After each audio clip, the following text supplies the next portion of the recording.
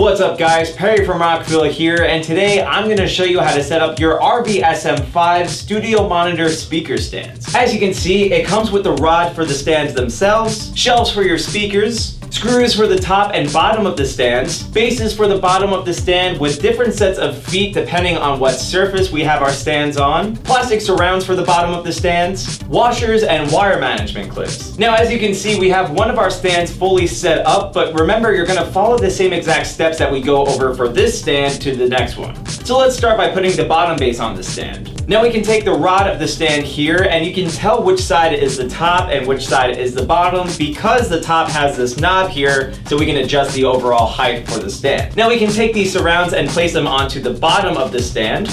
And then we can place the rod down so we can line the base up to the bottom. Now we can take one of these screws here and the washers and feed the washer through the screws. Run it through this middle hole here of the base on either side. Then you can take the rod of the stand and screw it onto the base. And you can take the included Allen key to secure the base onto the rod. Now from here we can choose what kind of feet we want to put onto the bottom of the stand. So we can choose between the rubber feet here, which is good for any surface or floor. And we also have these metal spikes here, which is good to use if you're pairing your speakers to any carpet. For today we're going to go with the rubber feet. So we can take this top part off each foot, screw each foot into the 3 holes here on the bottom of the stand, and then we can screw these top pieces back onto each foot from the top of the base. The next thing we can do is attach the shelf to the stand. So to do that, we're going to line up the hole on the bottom of the shelf here to the top of the stand. Then we're going to take one of our screws and screw it into the hole on the top of the shelf, and then we can take our Allen key to firmly secure the shelf onto the stand. Now like I mentioned before, we can adjust the height of the stand for whatever suits best for our setup. So to do that, we can loosen the knob here on top of the stand, and then from here we're able to pull the top of the stand to reveal these holes here.